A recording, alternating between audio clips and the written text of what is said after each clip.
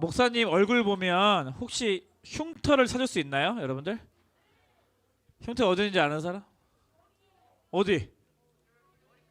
머리카락에? 스크래치 있어요, 저? 어. 목사님 잘 안 보이는데 목사님 여기 이마에 보면 여기 흉터가 있습니다. 여기 왼쪽에 흉터가 있어요. 이렇게. 네, 사진 한번 띄워주셔도 되겠습니다. 네, 제 이마입니다. 네, 제 머리카락이고요. 제 눈썹인데 요 그 제 왼쪽 여기 보면은 일자로 쫙 이렇게 흉터가 살짝 있어요. 이 흉터가 이제 언제 생겼냐면 제가 무려 3세 때 3세 때 저희 집이 3층이었는데 3층이니까 이제 계단이 있잖아요. 2층 1층으로 내려가는 그 3층에서 집 문이 열려 있었나 봐요. 그래서 세발 자전거를 타고 3층 계단에서 2층으로 내려갔다는 거죠. 예.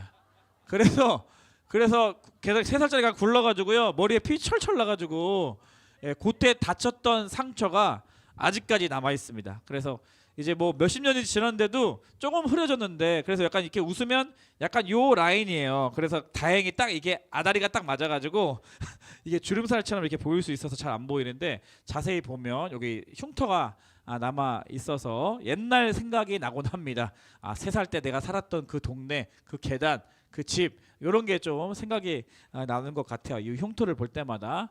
자, 그런가 하면 다음 사진 보여주시면요. 네, 요 흉터는요.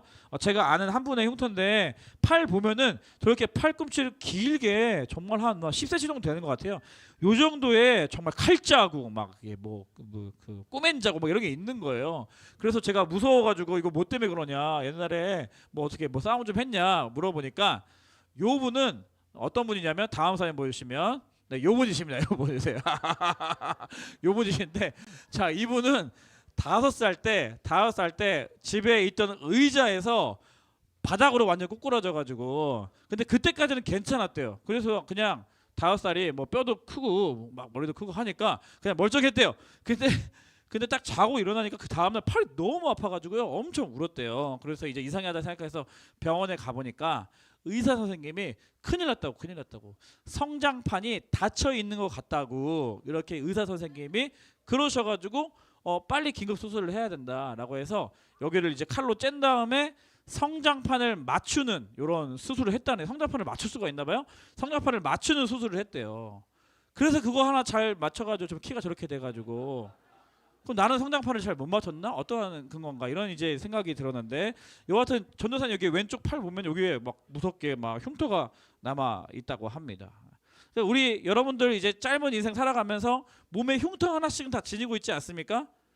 저는 목사님 저는 흉터 하나 이상 있습니다. 손 한번 들어볼까? 작은 흉터라도 진짜 많죠. 와 내려보세요. 네 나는 흉터 하나도 없어요. 목사님 손 들어보세요. 알겠어요. 네가 안 보이는 등이나 이런 데 있을 수 있어요. 자 한번 걸어 한번 찾아보세요. 몸에 이렇게 흉터가 있는 반면에 있듯이 마음에도 상처 혹은 흉터가 있는 것 같아요. 제가 아는 그 분당에서 사역하시는 장모 이제 전도사님이 계신데요. 20살 때 여자친구를 사귀었대요. 네, 홀리튼지를 했는지 안 했는지 모르겠어요. 20살 때 여자친구를 사귀었대요. 그 여자친구는 이제 미용실에서 이제 일하다가 이제 퇴근하는 그런 스케줄을 보내고 있어서 이수역 11번 출구 사진 한번 보여주시겠습니까? 저기가 이제 이수역 서울의 동작구인가요? 저기가 이수역에 가면 이 11번 출구가 있는데요. 꼭 그 여자친구가 퇴근하고 나서 이 11번 출구로 나와서 집에 갔대요. 그래서 제가 알고 있는 이제 분당에서 사역하는 장모모 전도사님이 그날따라 이제 그 여자친구를 배웅하러 가고 싶고 또 이제 서프라이즈를 하고 싶어가지고 항상 몇 시에 그 이수역 11번 출구에 나오니까 그 전도사님이 그 뒤에 몰래 저 골목 뒤쪽에 숨어 있었대요. 숨어 있었는데 여자친구가 드디어 막 뚜벅뚜벅 올라오는 거예요. 그래서 이제 뒤에 몰래 가가지고 와! 막 놀래켜줘야겠다 이런 생각을 하고 슬글슬글 가고 있는데 갑자기 그 여자친구분 앞에 어떤 낯선 남자가 다가오더니 그 전도사님과 사귀고 있는 여자친구분이 갑자기 그 낯선 남자에게 가까이 가더니 갑자기 팔짱을 끼기 시작한 거예요.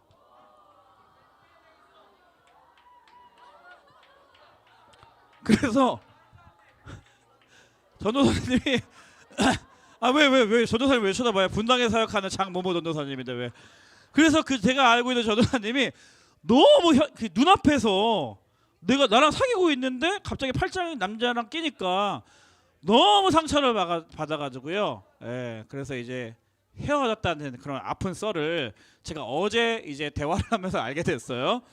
그래서 전도사님 그 집이 아직도 거기 살던 그곳이에요. 그래서 자주 이수역 11번 7구를 지나다닌대요. 그러면 그럴 때마다 이수역 11번 7구 볼 때마다 그 아픈 그때 20살 그때 그 상처 나쁜 년! 막 이러면서 마음속으로 못된 것 이러면서 이제 그 상처를 가지고 이제 지나간다라는 얘기를 제가 어제 들었습니다. 예. 이렇게 마음에 상처가 있는 거죠. 예. 그게 뭐 종이로 남아 있거나 어떠한 내 마음에 막 아까 이제 칼자국처럼 막 흉터가 남아 있거나 그런 건 아닌데 보이지 않는데 우리가 살아가면서 마음의 상처, 어떤 흔적이 남아 있는 채로 살아간다라는 것입니다. 목사님도 초등학교 때였던 것 같아요.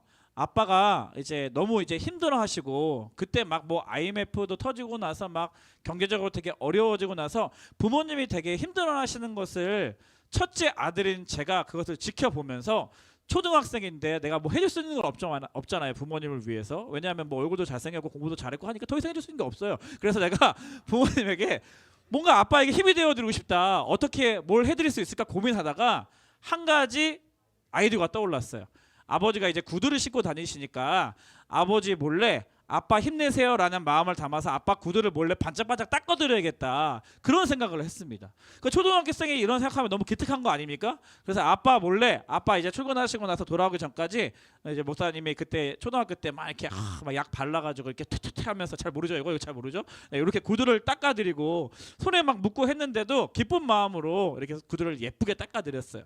그리고 나서 이제 아빠가 퇴근하실 때가 돼서 너무 기대가 되는 거예요. 아빠가 깜짝 놀라겠지? 정말 내 아들이 최고라고 막 힘내시겠지? 막 이런 칭찬 드릴 생각으로 기다리고 있었는데 아버지가 딱 들어오시고 구두를 보시면서 나에게 첫 번째로 한 첫 마디가 이랬어요. 너는 왜 아빠가 시키지도 않은 짓을 해서 이렇게 신발을 망가뜨려 놓니? 돌아가실 때까지 아버지 돌아가실 때까지 다시는 구두를 닦지 않았습니다. 상처를 받아가지고. 오해하지 마세요. 저희 아버님 정말 선하시고 재밌으시고 정말 존경하는 분인데 제가 이제 이 설교를 준비하면서 나는 상처가 별로 없는 것 같은데 나에게 남아있는 상처는 뭐지 하니까 첫 번째 딱 질문 하니까 요때 어렸을 때 들었던 아버지의 상처가 좀 떠오르더라고요.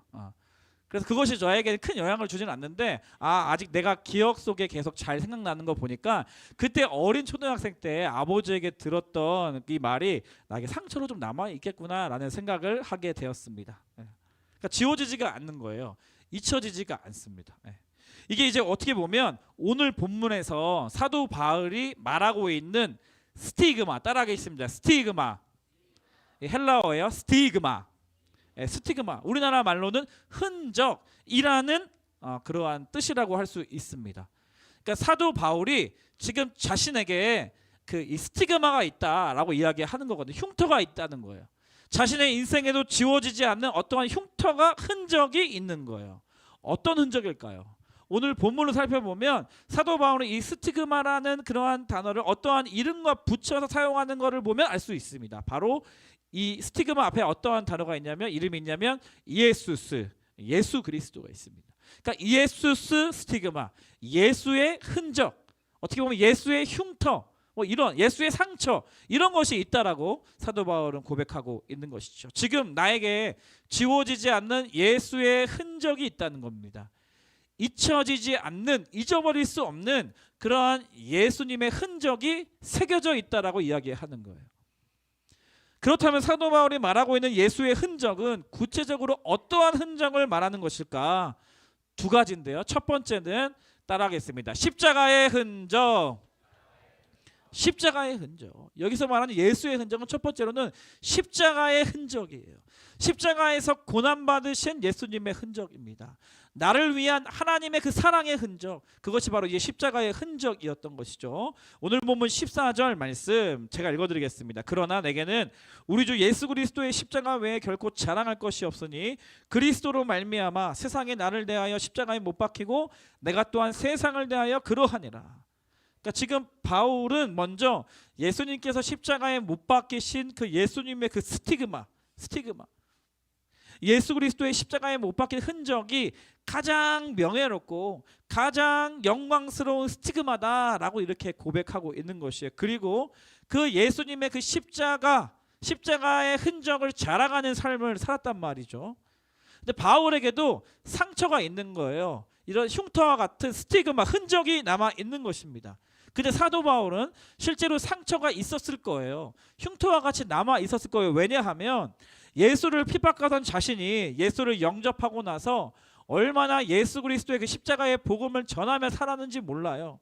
그런데 매를 맞기도 하고 사람들한테 맞기도 하면서 생긴 스티그마, 그 상처가 몸에 남아 있었기 때문입니다. 그래서 지금 사도 바울은 자기의 남아있는 이 상처가 그리스도와 함께 십자가에 못 박힌 예수님의 그 스티그마와 동일한 스티그마다라는 것을 이야기하는 거예요. 나에게는 그 예수 그리스도께서 십자가에 못 박히실 때 침뱉음을 당하시고 채찍을 당하셨을 때 몸에 이 흔적이 남아있던 것처럼 나에게도 흔적이 남아있는데 나에게 남아있는 흔적은 예수님의 흔적이다 라고 이렇게 이야기를 하고 있는 것입니다. 사진을 보면 당시 노예들이 있었거든요. 당시 노예들이 있었는데 당시 노예들은 누구에게 속했는지를 알려주는 표시로서 몸에 이렇게 낙인을 찍었다고 합니다. 그러니까 사진과 같은 낙인을 뜨거운 불에 달궈서 피부를 막 녹이면서 흉터로 남기는 방식으로 몸에 새겨버리는 거예요. 그러니까 저 마크는 고대 이제 헬라 그리스 때 건 아니고 미국 이제 노예제도 시대에 발견된 하나의 낙인의 샘플이거든요.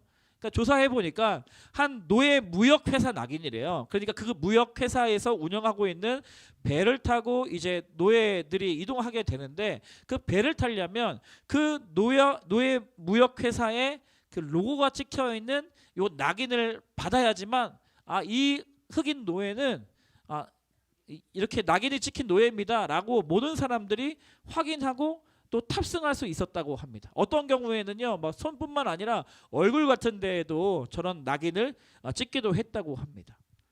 지금 사도 바울이 그 당시의 상황을 문화적 상황 가운데서 지금 예수 스티그마, 예수의 흔적, 예수의 낙인이 나에게 있다. 지워지지 않는, 그러니까 모든 사람들이 다 확인할 수 있는 예수의 흔적이 남아있다라고 이야기하는 것이죠. 여기에는 숨겨져 있는 사도 바울의 이런 마음의 중심이 있어요. 자기 자신을 예수 그리스도께 낙인 찍힌 종으로, 노예로 여겼다는 거예요. 그러니까 나의 주인 되신 예수 그리스도, 나는 그분을 위해서 내 삶 속에, 내 마음 속에 지워지지 않는 예수 그리스도의 그 흔적이 있기 때문에 예수님의 명령에만 순종하고 예수님의 권위에만 순복하고 그분을 위해서 살아간다. 이러한 신앙 고백이 담겨져 있다는 것입니다. 그래서 15절 다음 구절의 세 번역을 보면 할례를 받거나 안 받는 것이 중요한 것이 아니라 새롭게 창조되는 것이 중요합니다 라고 이렇게 이야기를 하죠. 무슨 뜻이냐면 당시 갈라디아 교인 내에 거짓 유대인 교사들이 다른 복음을 주장했어요. 예를 들어 이런 거예요. 갈라디아 교인들이요, 당신들 교회 다니고 예배드리고 예수님 믿고 하는데 사도 바울이 이야기한 것처럼 그냥 예수님을 보이지 않는 믿음으로 그냥 믿는 것만으로 해서 구원을 받는 게 아닙니다. 반드시 할례를 받아야 눈에 보여야 될 거 아니야. 네가 예수님을 믿는지 안 믿는지 행동으로 증명하고 눈에 보여야 될 거 아니야. 그러니까 그것이 할례다. 할례를 받아야지만 구원을 받는다라는 할례 구원, 행위 구원에 대해서 갈라디아 성도들을 유혹하고 그렇게 가르치고 주장하는 그러한 거짓 교사들이 있었기 때문에 사도 바울은 지금 이렇게 정리하는 거예요. 할례를 받는 것이나 할례를 받지 않는 것이나 그것이 중요한 게 아니다. 새롭게 창조되는 것이 중요하다라고 이렇게 이야기를 하는 것이죠. 그런데 새롭게 창조되는 것은 오직 예수 그리스도의 십자가를 통해서만 가능하다. 예수 그리스도의 십자가를 믿음으로 그 예수 그리스도의 흔적을 마음에 가지고 있는 사람만 새롭게 창조되는 것이 가능하다. 그 예수 그리스도를 믿고 그리스도의 십자가를 붙잡는 것으로만 가능하다라고 그렇게 선포하고 정리하고 있는 것입니다. 예수 그리스도의 스티그마 때문에, 그 예수 그리스도의 십자가 때문에 우리가 새롭게 창조되고 구원을 받았다는 것을 이야기하는 것입니다. 그리고 예수 그리스도를 믿는 자들은 예수 그리스도의 흔적을 지닌 채로 살아가는데, 우리가 받고 있는 지금 고난과 아픔은 예수 그리스도의 흔적을 새기고 그 예수 그리스도를 위하여 받는 흔적이다라는 것을 이야기하는 것이죠. 사랑하는 여러분, 예수 그리스도의 그 십자가의 흔적이 여러분 삶 가운데 분명하게 새겨지게 되기를 주님의 이름으로 축복합니다. 아니, 더 정확하게 말하면 이미 저와 여러분 안에 십자가의 그 흔적이 분명하게 선명하게 새겨져 있음을 믿습니다. 아멘이십니까? 그래서 지금 여러분이 받고 있는 고난 있잖아요. 지금 뭐 14살, 15살 아이들이 무슨 고난이 있어요, 목사님? 아니요. 오늘날 청소년들, 중학생 살아가는 사람, 친구들 고난을 많이 받습니다.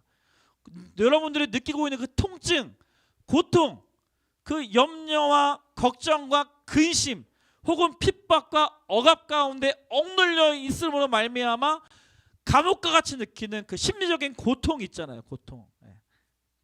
그것이 예수님 때문에 받는 것이라면, 여러분 사도 바울처럼 여러분 안에 있는 그 흔적, 그 예수님의 흔적, 그 십자가의 흔적을, 그 고난의 흔적을, 고통의 흔적을 자랑하시기를 축복합니다.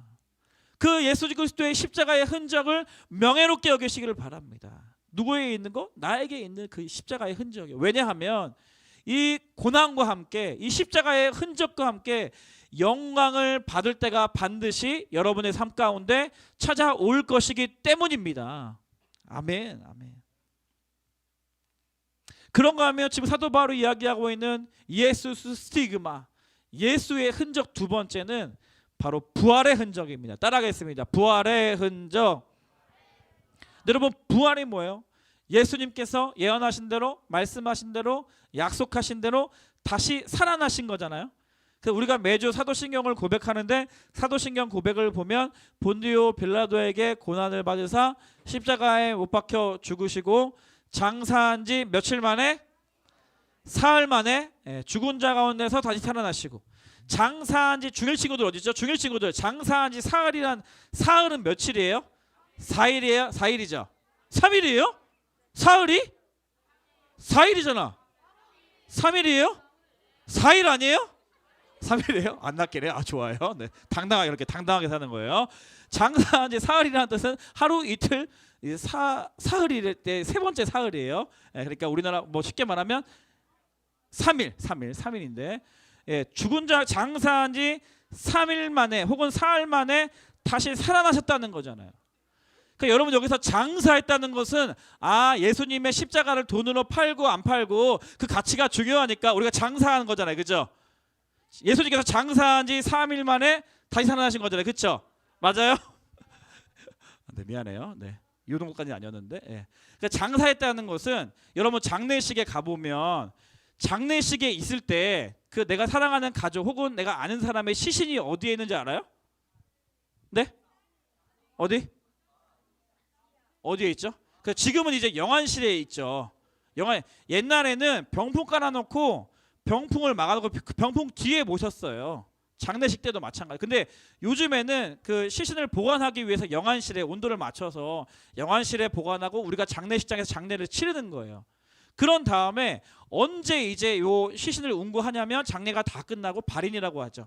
장지라고 하죠. 그래서 바로 그 시신을 땅에 묻어야지 장사입니다. 그러니까 오늘날에는 바로 시신을 바로 묻지 않고 어디에 가죠? 화장터에 가서 이제 화장을 한 다음에 남아 있는 그 가루를 이제 귀하게 모셔서 이제 땅에 묻는 것이죠.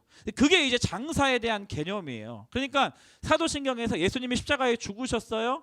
죽은지 확인하셨어요. 그 다음에 장사되셨다고요. 묻히셨다고요. 어떻게 보면.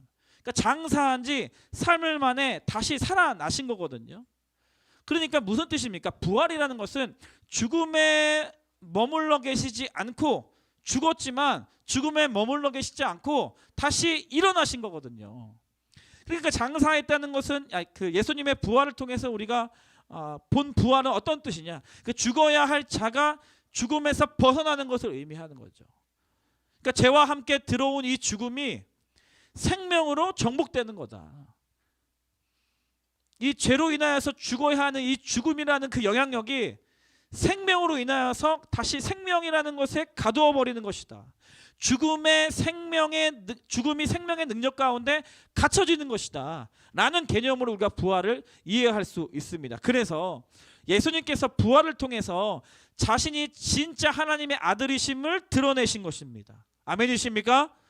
죽음과 그 죽음의 권세를 정복하신 것이 드러나신 것입니다. 믿으십니까? 그래서 죽은 자와 산 자의 주가 되신 것입니다. 여러분 믿으십니까? 그리고 오늘 이제 목사님이 강조하고 싶은 부분은 우리가 예수 그리스도를 믿는 우리가 다시 살아날 것이라는 소망을 주시는 거예요. 우리에게 다시 살아날 것이라는 그 부활의 소망을 주시기 위함이셨습니다. 그 부활의 목적이. 로마서 6장 4절을 보면 그러므로 우리가 그의 죽으심과 합하여 세례를 받음으로 그와 함께 장사되었나니 이는 아버지의 영광으로 말미암아 그리스도를 죽은 자 가운데 살리신 것 같이 우리로 또한 새 생명 가운데 행하게 하려 함이라. 오늘날 예수 그리스도를 믿고 예수 그리스도 십자가를 통과한 자들은, 믿음으로 통과한 자들은 그리스도와 함께 살리심도 받는다는 거예요. 그 다음 5절을 보면 만일 우리가 그의 죽으심과 같이 읽어보겠습니다. 시작. 만일 우리가 그의 죽으심과 같은 모양으로 연합한 자가 되었으면 또한 그의 부활과 같은 모양으로 연합한 자도 되리라. 예수님의 부활에 저와 여러분들도 참여한다는 거죠. 동참한다는 겁니다. 연합이라는 표현을 쓸 정도로 예수님께서 행하신 부활을 우리도 경험하게 된다라는 것을 성경은 분명히 이야기하고 있습니다. 그러니까 6절, 7절 넘어서 8절, 9절, 8절 제가 읽어드릴게요. 8절. 만일 우리가 그리스도와 함께 죽었으면 또한 그와 함께 살 줄을 믿노니 이는 그리스도께서 죽은 자 가운데서 다시 살아나셨음에 다시 죽지 아니하시고 사망에 다시 그를 주장하지 못할 줄을 알미로라. 우리도 그리스도와 함께 살리심을 받는다는 거예요. 지금도 부활하셔서 살아계신 예수님과 연합하며 교제하며 살아간다는 그 생명을 누린다는 것입니다. 그러니까 우리에게도 부활의 이 흔적이 있어서 마지막 주님 다시 오실 때 완전히 부활할 것이지만 죽지 않고 이 땅에서 살아가는 동안에도 사망이 나를 이끌어가는 것이 아니라 부활 생명력이 나를 이끌어 가신다는 고백인 줄 믿습니다. 신학자 바빙크는 부활을 이렇게 표현했어요. 좀 어렵지만 개념 정리하기 좋습니다.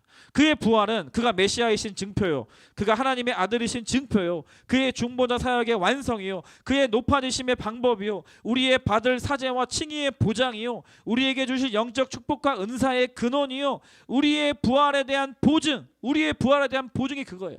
우리도 예수님과 같이 부활하게 될 건데 그것을 어떻게 확인할 수 있냐? 어떻게 우리가 그것을 바라보며 기대할 수 있냐? 예수님의 부활하심, 그 부활하심을 보면서 우리도 그렇게 부활할 것이라는 확신과 보장과 그러한 그런 증언됨이 예수님의 부활을 통해서 우리에게 보장된다는 것입니다. 사도적 기독교의 기초이다. 목사님이 요즘 경험하고 있는 부활신앙, 이제는 요즘에 좀 나이가 들었는지 몸이 여기저기 슬슬 아파요. 막 아파요. 그 잠깐 아프면 원래 금방금방 낫는데 이런 막 몇 주가 지나도 막 회복이 안 돼. 막 이렇게 막 체력이 안 올라와요. 그 전에는 막 새벽부터 일어나가지고 밤 11시까지 퇴근한 다음에 집에 가서도 막 좀 뭐 하다가 막 하루에 한 3-4시간씩 4시간씩 자고도 막 며칠 계속 막 버티고 말 많이 하고 밥도 많이 먹고 막 여기저기 막 돌아다니고 그래도 끄떡 없고요. 막 3-4시간만 자면 체력이 막 금방 돌아오고 그랬는데 요즘에는 그렇게 살면은 이게 너무 힘들어요. 너무 힘듭니다. 그래서 내가 이제 내가 받아들여야 할 때가 왔구나. 선생님들께는 죄송한 얘기지만 제 위로 계신 선생님들, 제 아래는 괜찮고요. 제 위로 계신 선생님께 죄송한 말씀이지만 이제는 내가 이제 막 옛날처럼 살기에는 육체가 이제 타락했구나. 이제는 나의 육체가 후패해져 가고 있구나. 이제는 나의 육체가 생명 쪽보다는 죽음 쪽을 향해서 뭔가 가까이 가고 있구나. 이런 것들이 막 몸을 통해서, 피부를 통해서, 체력을 통해서, 통증을 통해서 막 느껴져요. 너무 안타깝습니다. 안 돼요? 왜요? 계속 봐, 이 녀석아. 토요일날 계속 보는 애들인데 계속 보고 싶다고. 네.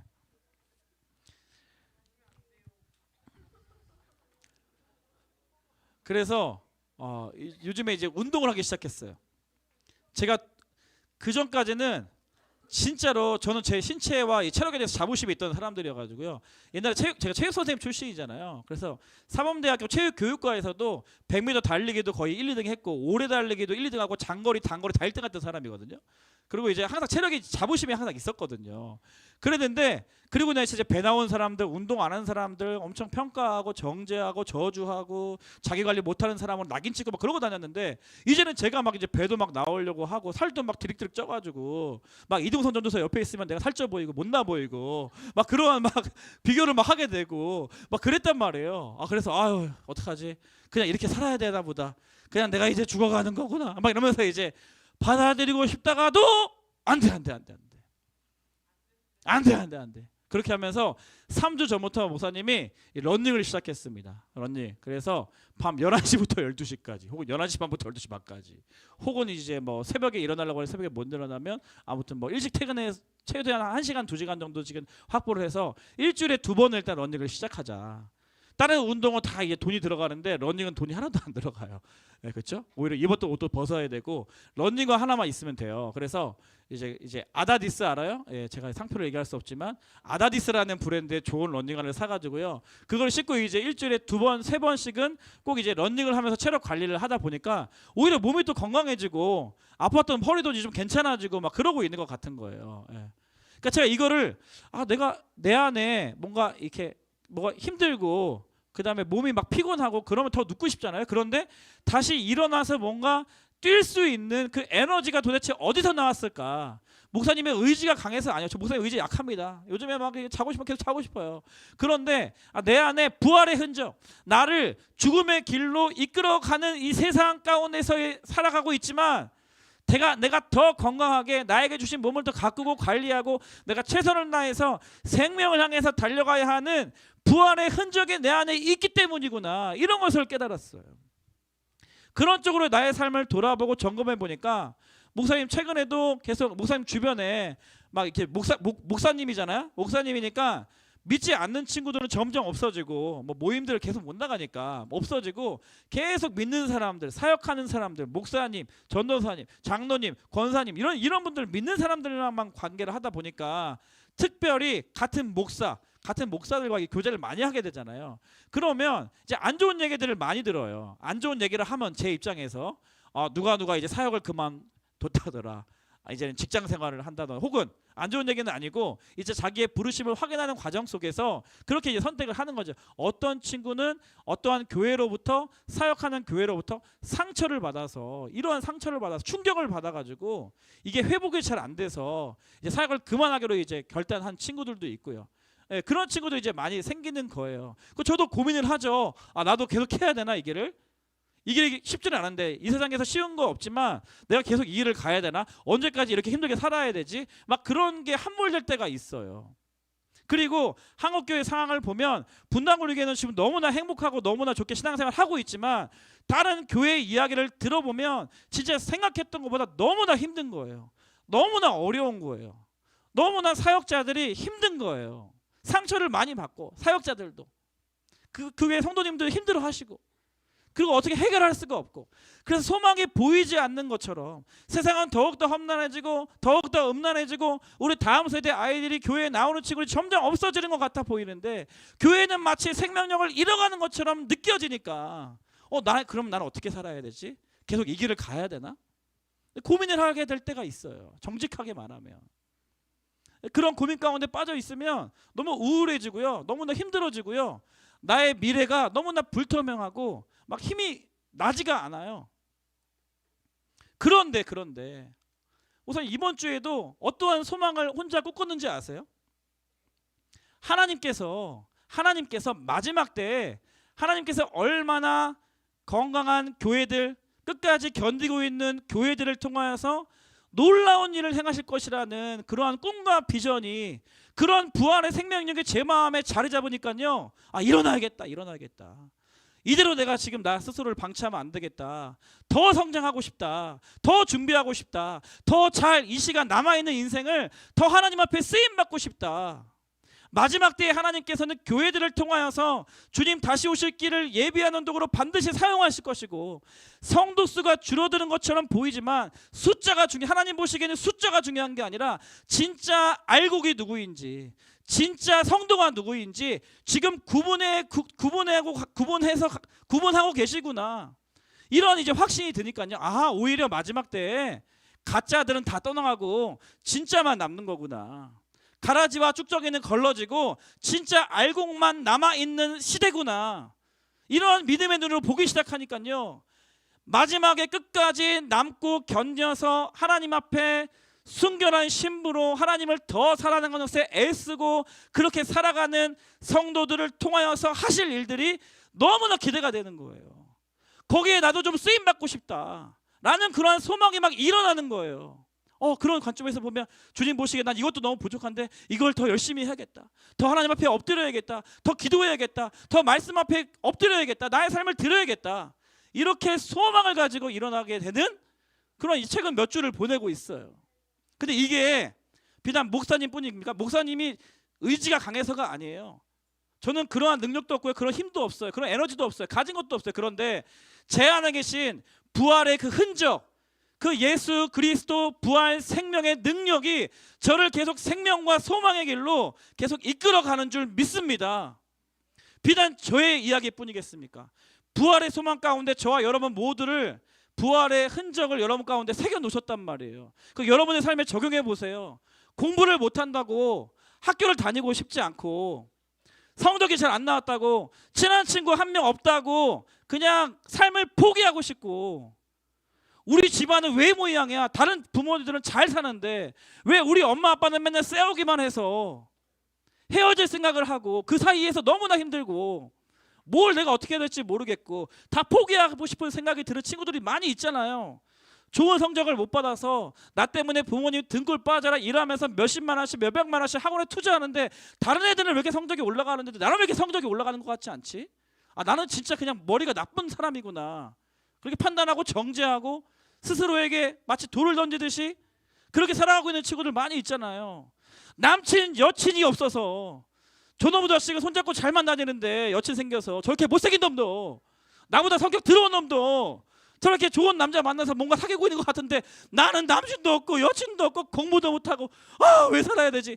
이러한 자괴감 속에 빠져서 살아가고 있는 친구들이 있잖아요. 그때 여러분 기억하십시오. 여러분 안에 예수 그리스도의 흔적이 있어요. 그 흔적은 부활의 흔적이에요. 모든 사망의 벽을 깨트리시고 모든 사망을 생명이라는 그 생명력 안에 가두어 버리시고, 부활하신 예수 그리스도의 그 생명력이, 그 부활의 흔적이 여러분 안에 새겨져 있단 말이에요. 다시 일어나야죠. 여러분들 공부를 얼마나 했다고 수포자들 왜 이렇게 많아? 수포자들, 수학 포기자들 왜 이렇게 많아? 회개하시기 바랍니다. 포기라는 말 함부로 하지 마세요. 공부를 했다면 니들이 몇 년을 했는지, 몇 년을, 수학을 얼마나 아직 해야 될 일이 더 많은데 함부로 포기하지 말고, 영어 포기하지 말고, 영어 포기한 친구들 한국말 잘하면 돼. 북한 선교 가면 되잖아. 목사님이 영어는 왜 이렇게 못할까 할 때 나는 하나님이 영어권이 아니라 한국어권의 사역자로 부르셨구나, 북한 선교를 가야겠다, 이렇게 정리했어요. 영어 못해도 괜찮아. 근데 수학은 아직 포기하면 안 돼. 영어 선생님 많이 계시네. 영어도 열심히 하세요. 아무튼 뭘 얼마나 했다고 벌써 포기하려고 그래. 포기는, 죽음은 예수님의 흔적이 아니야. 세상의 흔적이에요. 십자가의 흔적을 통과한 자들은 부활의 흔적을 가지고 있단 말이에요. 생명력이에요. 그 어떤 죽음의 기운도 가둬둘 수 없는 생명력이에요. 다시 일어나는 거예요. 다시 시도하는 거예요. 다시 도전하는 거예요. 지금은 내가 비록 이런다 할지라도 내가 조금씩 성장할 것이다. 내가 조금씩 내가 더 일어날 수 있을 것이다. 내가 조금씩 생명의 자리 가운데로 나아갈 것이다. 소망을 가지고 달려가는 것이죠. 여러분, 부활하신 예수님이 누구에게 나타나셨는지 아세요? 나였다면, 내가 예수님이었다면, 나 예수님 아니에요. 오해하지 마세요. 엄마, 목사님이 예수님이라 이런 말 하지 마. 내가 만약에 예수님이었다면 내가 부활하자마자 난 누구 찾아갔을 것 같냐면, 난 마지막에 그 십자가 못 박은 놈, 그 새끼 찾아갔을 거야. 진짜로. 나 죽이고 나서 뻔뻔하게 밥 먹고 있겠지? 그때 딱 나타나가지고 손내. 뭐 10개 막 받고 막 그렇게 했을 것 같아요. 나한테 그 등짝 계속 내가 아프다고 소리 지르고 있는데 계속 등짝 후려 갈긴 놈 있죠. 침 뱉은 놈 있죠. 걔 한 명씩 추적해서 찾아갔을 거예요. 그러고 나서 내가 부활한 예수다, 네가 죽인 예수다, 똑같이 내가 10배 갚아줄게 하면서 깃방망이 날리고 막 그랬을 거야. 채찍질 막 때리고 종아리 걷어 이 새끼 하면서 막 100대 때리고 막 죄송하긴 뭘 죄송해 하면서 계속 때리고 쌍코피 막 이렇게 하고 귀 막 잡아당기고 막 이러면서 배 꽂고 막 그랬을 것 같아요. 진짜 너무 시원하지 않아 생각하면? 바로 직결 심판이잖아. 그런데 예수님께서 자기 못 박은 사람한테, 자기 채찍질한 사람들한테 부활하신 다음에 나타나지 않으셨어요. 누구에게 나타나셨는지 아세요? 제자들에게 나타나셨어요. 예수님을 믿고 따르던 자들에게만 보이셨어요. 네. 왜냐하면 그들의 믿음이 박살나 있었거든. 예수님을 믿고 따랐는데 정작 내가 믿고 따르던 분이 십자가에 달려 죽으신 거야. 확실하게 죽으신 거야. 장사까지 되신 거야. 그러고 나서 이틀 동안 아무런 일이 일어나지 않았어요. 얼마나 힘들었겠어요. 내가 믿고 있던 건 뭐지? 내가 따르고 있던 그분은 진짜 예수님이 아닌가? 믿음이 연약해져 있을 때였어요. 믿음이 박살나 있을 때였어요. 그런데 예수님께서 부활하시자마자 십자가에 못 박은 너 심판하러 가신 것이 아니라 예수님을 믿고 따르던, 예수님을 사랑했던, 그리고 예수님 곁을 지켰던, 하지만 지금은 너무나 믿음이 연약해져 있던 그러한 자들에게 찾아가셔서 부활하신 예수 그리스도를 나타내셨습니다. 사랑하는 여러분, 믿음이 있는 자들에게만 보이셨어요. 왜? 믿는 자들에게는 예수 그리스도의 십자가의 흔적이 있고 부활의 흔적, 그 부활의 소망을 심기워 주시려고 믿는 자들에게만 찾아가신 거예요.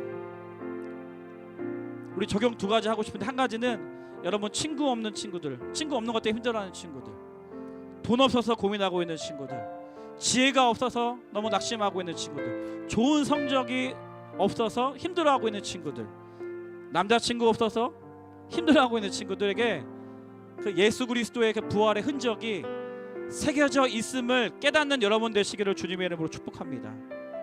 그리고 여러분 오늘 계란 만들 건데요, 그 계란을 딱 한 사람만 정하세요. 내가 누굴 줘야 되지? 어떤 사람? 자신감 있게 떵떵거리면서 하나님 필요 없어 막 그런 친구 말고, 여러분 학교에서 학원에서 여러분이 알고 있는 친구 중에 뭔가 지금 우울감 가운데 빠져있는 친구, 학교에서 친구가 없어서 나도차도 말을 많이 못 걸어봤지만 혼자 구석에 그렇게 밥 혼자 먹고 있는 친구, 그래서 얼마나 힘들어하고 있는 그 친구들, 그 친구 한 명을 떠오르시고요, 그 친구를 위해서 기도하는 마음으로 계란을 꾸미세요. 그리고 그 친구에게 꼭 교회에 나오라는 말 안 해도 괜찮아요. 예수님이 너를 위해 부활하셨어, 이렇게 한마디 하고 계란을 전달하는 여러분 되었으면 좋겠습니다. 그리고 마치 그 계란의 껍질을 뚫고 생명이 나오듯 죽음의 그 한계를 뚫고 예수 생명 부활, 그 놀라운 생명력을 경험하는 저와 여러분 되시기를 주님의 이름으로 축복합니다. 축복합니다. 우리 이 찬양 같이 불러봤으면 좋겠습니다. 성도의 노래 다 알죠? 환난 가난과 고난, 환난 가난과 고난 수고로움 속 성도는 그 믿음을 지켰네. 주를 섬기는 일에 주를 섬기는 자신을 다 드리며 진리의 말씀과 성령으로 그 길을 걸었네. 그리스도 안에서 새롭게 하시고 부활의 흔적 새롭게 하시고 그리스도로 인하여 자유케 되었네. 인하여 자유케 되었네. 우리는 무명하나 유명한 자요, 죽음의 위기 속에도 죽음의 위 부활의 흔적 참 생명 가졌고 근심하나 기뻐하며 가난하나 다른 이를 부욕케 하는 자로다. 아멘 아멘 아멘. 우리는 무명하나 유명한 자요, 우리는 무명하나 죽음의 위기 죽음이 가둘 수 없는 참 생명 가졌고 근심하나 기뻐하며 가난하다 다른 일을 우리 두 눈을 감고 다시 한번 고백하겠습니다. 우리는 무명하나 우리는 무명한 유명한 자요 죽음의 위기 속에도 참 생명 가졌고 근심하나 기뻐하며 가난하나 다른 일을 부욕해 하는 자로다. 부욕해 하는 자로다. 여러분 두 눈을 감고요 함께 기도하면 좋겠습니다. 여러분에게 찾아온 고난, 고통, 흉터와 같은 그러한 상처와 같은 아픔들이 있다라면 내 삶을 왜 그래? 라고 그냥 쓰레기통에 집어넣지 마시고요. 아하, 나에게 예수 그리스도의 그 흔적, 십자가 고난의 흔적을 나에게 허락하여 주셨구나. 그렇다면 이 고난과 고통의 아픔을 예수 그리스도를 위하여 드리기를 원합니다. 그렇게 사용되기를 원합니다. 그렇게 여러분 해석하고 받아들일 수 있는 믿음이 있기를 축복합니다. 그래서 이 고난과 함께 받는 자들, 십자가의 흔적을 새기고 고난과 함께 받는 자들은 반드시 영광도 함께 받는 줄 믿습니다. 그 믿음 가지고 여러분의 지금 마주하고 있는 어려움들과 걱정과 근심과 염려와 내가 어떻게 할 수 없는 피하고 싶은 모든 어두움의 문제들을 그렇게 예수님께 올려드리기를 원합니다. 그리고 하나님, 오늘 말씀처럼 부활의 생명력, 부활의 흔적이 있음을 믿고 부활의 생명력을 가지고 생명을 향하여서 계속 도전하고 시도하고 일어나고 하나님을 향하여 생명을 향하여 달려나가는 우리가 되게 하여 주시고 죽음의 그림자가 드리워진 누군가에게 부활의 생명력을 흘려보내는 나의 인생 되게 하여 주시옵소서. 두 손을 가슴에 대고 주님만 부르짖고 통성으로 기도합니다. 주여, 살아계신 하나님 아버지, 우리 가운데 예수의 흔적이 있음을 고백합니다. 그것은 첫 번째 십자가의 흔적이요 부활의 흔적임을 오늘 말씀을 통하여서 들었습니다. 하나님, 십자가의 흔적, 예수 그리스도께서 나를 위하여 고난당하시고 핍박당하시고 고통당하신 그 예수 그리스도의 흔적이 나의 삶 가운데 찾아온 고난과 통증과 아픔과 상처들이 있다라면 주를 위한 고난이 되게 하여 주시고 주를 위한 이 고난을 자랑하게 하여 주시고 주를 위한 이 고통을 자랑하게 하시고 명예롭게 하시며 그리스도인으로 살아가는 과정 가운데 그 방향 가운데 받는 어려움과 핍박이라면 하나님, 이것이 주님을 위해 사용되어 줄 줄 믿고 또한 영광도 함께 누리게 될 줄을 믿고 하나님께 올려드릴 수 있도록 인도하여 주시옵소서. 특별히 하나님, 부활의 흔적도 우리 안에 새겨져 있음을 믿습니다. 부활의 그 생명력을 가지고 영원한 생명 가운데 거하신 예수 그리스도를 부활을 우리에게도 허락하여 주실 것을 기대하며 죽음의 이 땅 가운데 살아가는 동안에도 죽음의 기운에 함몰되는 것이 아니라 부활 생명 능력으로 하나님 부활의 흔적을 가진 자답게 생명력을 가지고 모든 죽음의 한계를 뛰어넘어 죽음의 틀을 깨부시고 생명력 있게 부활 생명 그 능력으로 살아갈 수 있도록 인도하여 주시옵소서. 다시 일어나게 하여 주시고 다시 시도하게 하시고 다시 힘있게 살아갈 수 있는 능력을 우리 가운데 허락하여 주시옵소서. 우리 가운데 십자가의 흔적이 있음을 믿습니다. 우리 가운데 부활의 흔적이 있음을 믿습니다. 부활의 흔적, 부활의 그 생명력, 예수 그리스도께서 모든 죽음의 문제를 뛰어넘어 모든 죽음의 틀을 깨트려 버리시고 영원한 생명의 자리 가운데 있는 것처럼 우리도 그 생명의 자리 가운데로 초대하셨사오니 주님 다시 오시는 이 땅 그날까지 그 부활의 생명의 소망을 가지고 살아가게 하여 주시고 이 땅에 비록 죽음의 그리움자가 드리워진 그러한 타락한 세상이라 할지라도 우리들은 부활의 생명력을 가지고 부활의 생명에 이끌리는 자들답게 살아갈 수 있는 능력을 경험하는 우리 모두가 되게 하여 주시옵소서. 그렇게 하신 주님을 찬양하오며 예수 그리스도의 이름으로 감사하며 기도하옵나이다. 아멘. 우리 다 함께 일어나셔서 마지막 찬송가 161장 할렐루야 우리 예수 함께 찬양하고 마치도록 하겠습니다.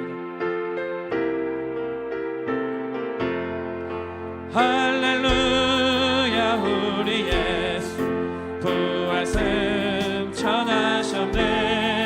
세상 사람 찬양한 천사와 나파도다. 구주 예수 부활하사 사망 권세 이겼네. 구주 예수 부활하사 사망 권세. 할렐루야 우리 예수, 할렐루야 우리 예수, 왕의 왕이 되시고 우리들의 중보 대신 성령 증거하시네. 구주 예수 부활하사 처음 열매 되셨네. 구주 예수 부활하사 처음 열. 할렐루야 우리 예수, 할렐루야 우리 예수, 흠과 티가 없도다. 무덤 속에 있는 죄 주가 일으킨 구주 예수, 구주 예수 부활하사 영광 주. 구주 예수 부활하사 영광 주로 오시네. 영광 주로 오시네. 제가 축도하도록 하겠습니다. 지금은 우리 주 예수 그리스도의 은혜와 하나님 아버지의 다함없으신 사랑과 성령님의 교제교통 충만하심의 역사가 오늘 예배를 통하여서 예수의 흔적을 지닌 자, 십자가의 흔적이요 부활의 흔적을 가진 자답게 부활 생명력을 가지고 살기를 원합니다.